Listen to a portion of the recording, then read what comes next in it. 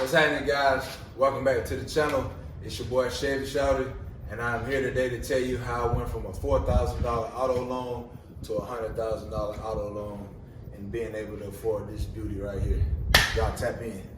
All right, so today's video is gonna be real short and sweet. Give y'all some good little quick details and how you might be able to afford a car like this or your dream car, whatever that might be, right? I went from obtaining a $4,000 auto loan with a credit. 3 years ago, I say at the most.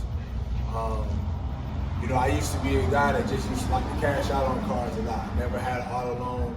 I tried to get one when I was 18 years old, went to a rinky-dink, buy here, pay here auto dealership.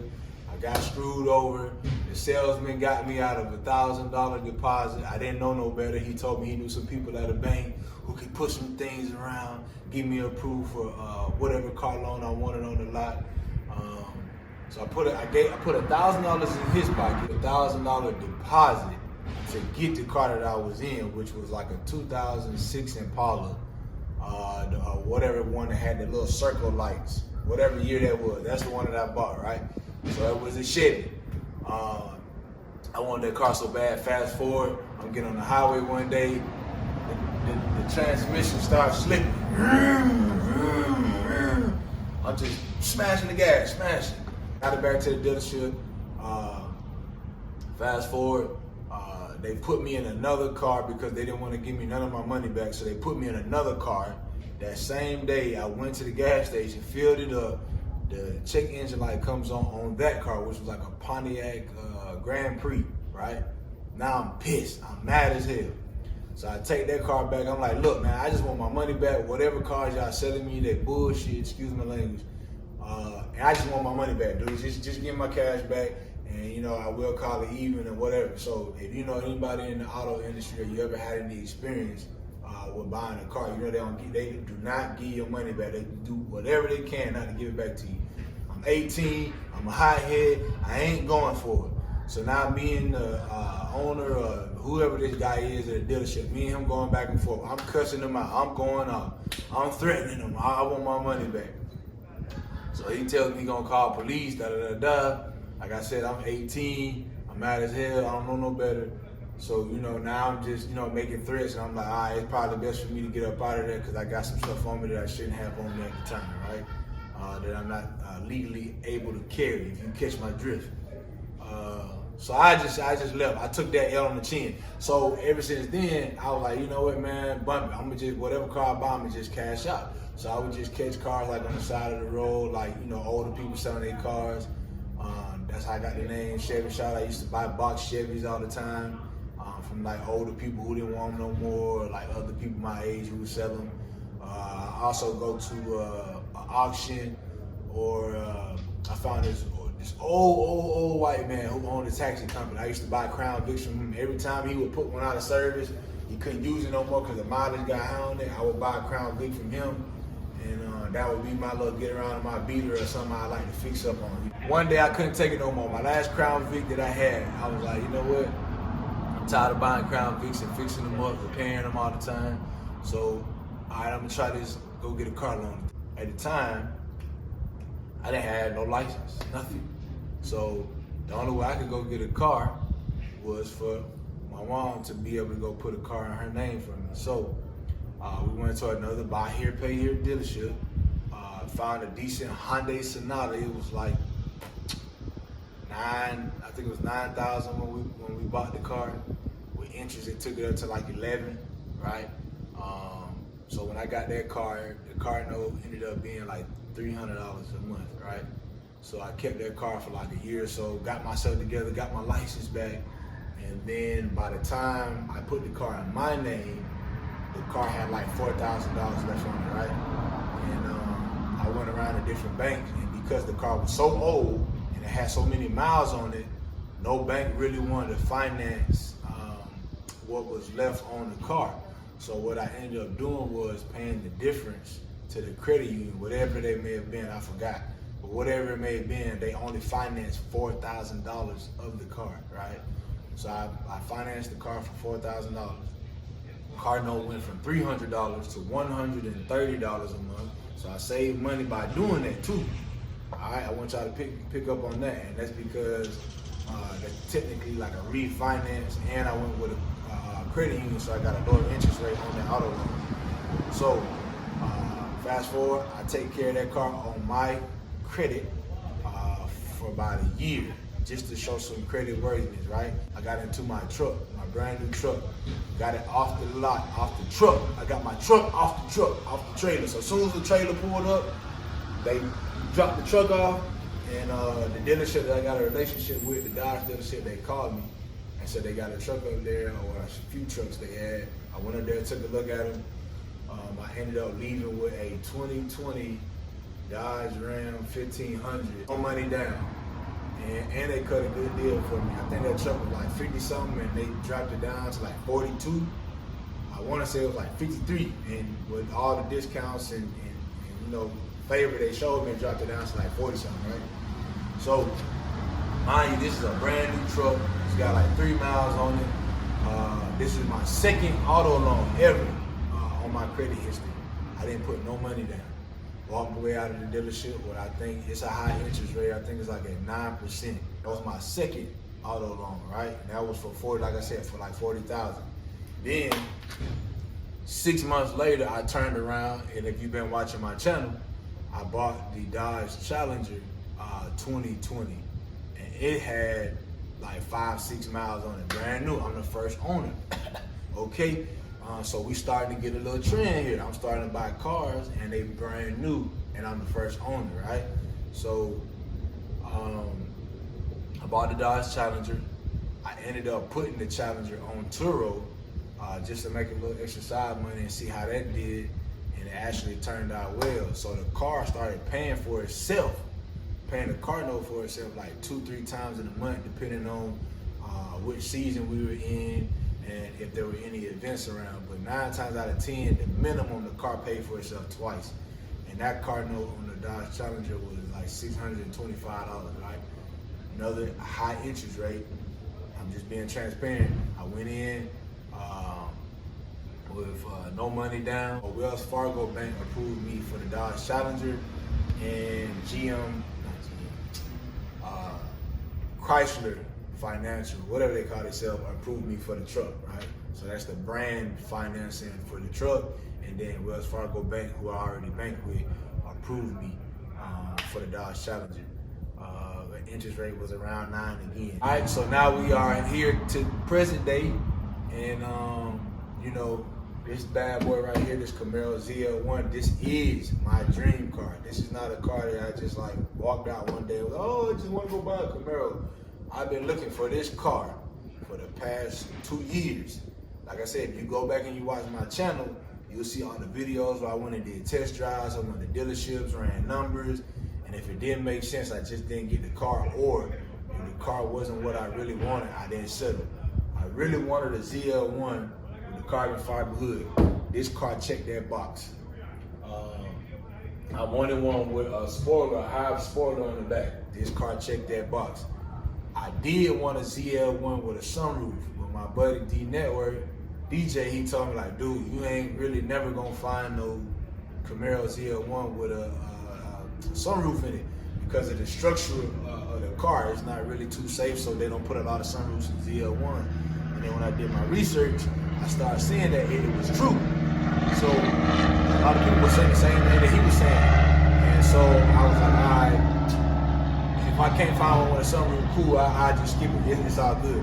So one day, I'm moving out of my old house. I just moved into this new house, so congratulations to me. The day that I'm moving, my buddy called me.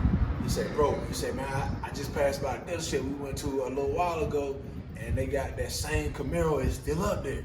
I'm like, bro, there's no way. It's been a year since me and him looked at this Camaro, right? So I'm like, ain't no way in the world, bro, that car's still up there, dog. You tripping. He's like, nah, bro, I'm telling you, it's the same black Camaro. It's sitting right up there. I just drove past, it's up there. So I'm like, all right, bro, hold on, man. I'm like, man, let me get on the internet real quick. I get on my other phone, I look at it. It's a 2023 Camaro ZL1. I'm like, bro, that's not the same car. That's a 2023. The one we looked at was a 2020 back then. That was a year ago. So looking at it, my hands started sweating. I start smiling. Mind you now, I'm moving. I'm in the middle of moving when he calls and tells me this. I'm trying to watch the movies that's moving stuff out of my house and do my part and move stuff around. So I think about this car for like the whole rest of the day, the whole rest of the night. The next day, me and my fiance got to go back to the house, clean up, make sure everything in the house is fine before we, turn over the keys and stuff. So the whole time I'm tired. I didn't work all night. And now I'm like, man, I really want to go see about that car and look into it, right? So now I'm like, I'm tired. It's like getting later and later in the day, like 3, 4 o'clock in the day.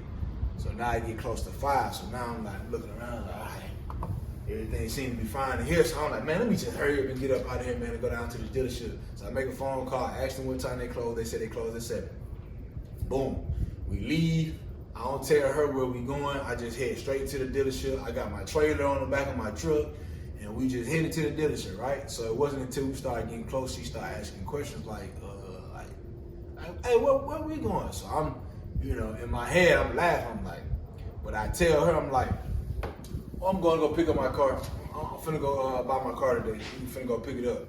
So she look at me. She know how, when I get to talking like that, she already know what time it is. She know how I be.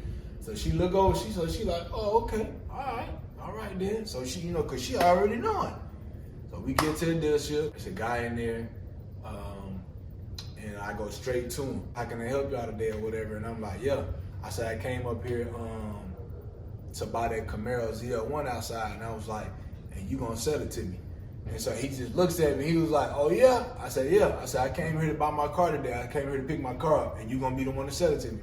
And so he said, oh, is that right? And he just started laughing. So he like, all right, come on, let's go outside and look at it. 5 minutes later, he tell me, bad news for you, the car already sold. So I'm like, what?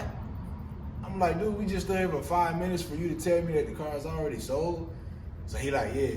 Now, me, I'm already knowing. I'm like, man, this ain't nothing but a little salesman trick or whatever like that, And then, when I tell this story, everybody say the same thing. Like, man, that's just one of the little, tips and tricks that they do to try and hook you. So I'm like, all right, bro. So, long story short, the guy who supposedly put the $10,000 down didn't put the money down. So he supposedly bought the car by putting the deposit of $10,000 down, and he was gonna buy another SUV as well, according to his salesman. So he was supposed to come back and pick the car up at a certain time, but he didn't make that time frame. So I ended up getting the car because I was pushy about it. I kept telling him, like, man, look, dude, I really want this car. I've been looking for a car like this for like 2 years, and it meets all the specs that I'm looking for pretty much, besides the sunroof. I was like, man, this, and this, to let y'all know, this is the top Camaro ZL1 that you can get. This is the 1LE. This is the track package. This comes equipped with like the sticky tires on here, the performance package. So when I put it, in the track, it's a whole nother beast. Like, it cuts a fool. Like, it don't know how to act. It's like a wild beast, and it needs open road to get out there and do its thing, right? So, it's an experience driving this car.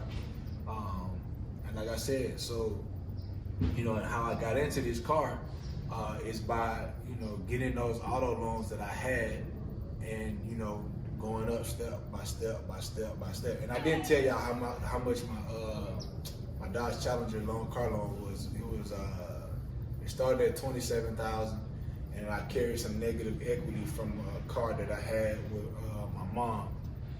So they got me some discounts, which brought me down from the $27,000, and then it was like $6,000 owed on the trade-in with Mom Luke's car, so that brought it up to $30,000 total finance, right?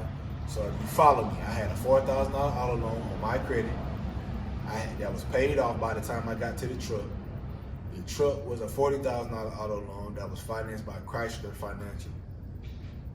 The Dodge Challenger was a $30,000 loan that was financed by Wells Fargo, a regular institutional bank. And then now we get into the Camaro, which I was able to finance this car. And like I said, this is not a regular ZL1. This is a 1LE package. So if those start like around $80,000, just for what they are.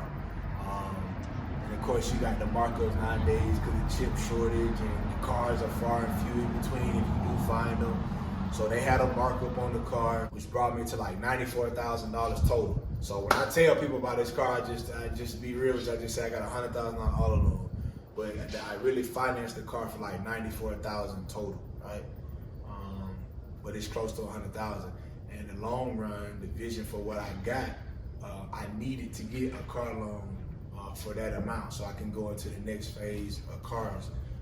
Because when you get these auto loans, they go by tiers, tier 1, tier 2, tier 3, tier 4, whatever tier you're on. So, you know, I want to say this is like a tier 3, tier 4 car because it's over $60,000. So now, you know, I take care of this car for like 6 months to a year. I can go get another $100,000 or something over that because they'll be able to trust me because they look at it like, okay, he took care of a $100,000 auto loan with no problem, never missed a payment, never was late. Those are things you want to look at when you guys start getting these auto loans and you want to start jumping from tier to tier. You got to pay your car note on time. You have to pay your car note, period. Don't miss a payment if you plan on trying to get to another tier. So if you do that, you should be able to go to the next tier without fail. So like if you get a $15,000 auto loan, the next one you should be able to get, it should double.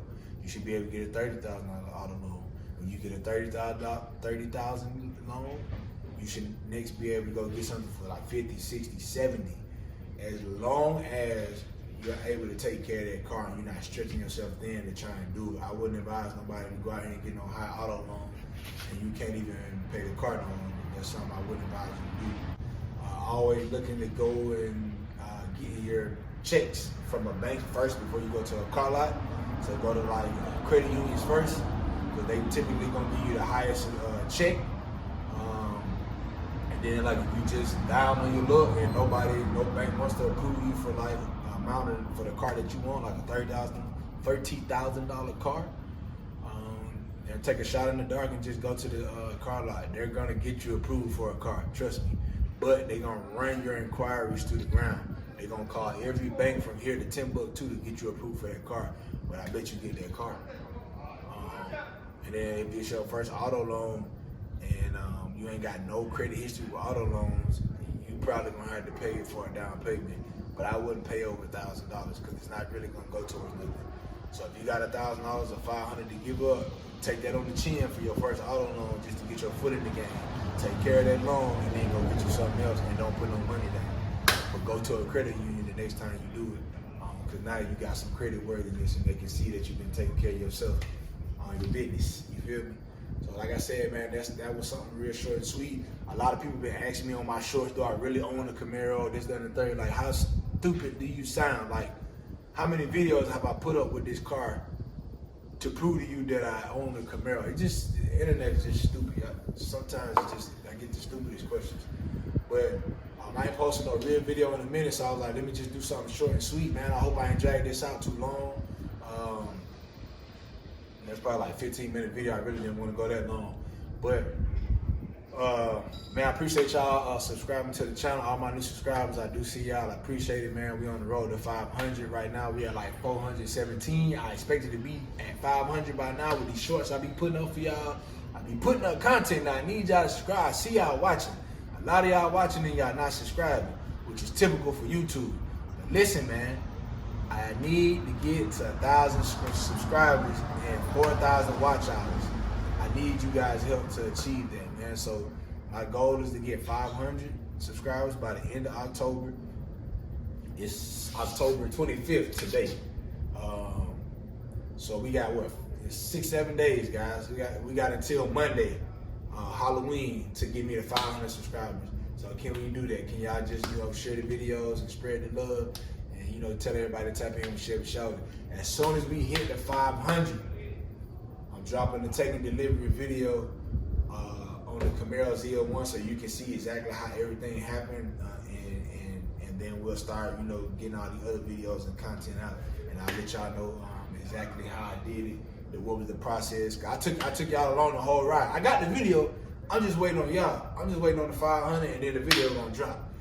Y'all see me in there signing the paperwork. This ain't fake. This real. I'm on the digital board. So if y'all want to see that behind the scenes process and how it went down in the dealership, man, give me the 500 subscribers and I'll drop the take and delivery video of the Camaro ZL1. And then from there, you know, y'all start getting more videos frequently like how I used to drop them like 5-6 months ago. So, but right now, I'm on my shorts journey. I'm giving y'all content, little tad bits here and there. So man, take it for what it is. But until then, 500, we on the road too. Appreciate y'all for staying tuned. If you kept up this long, man, it's your boy Chevy. I'm out of here.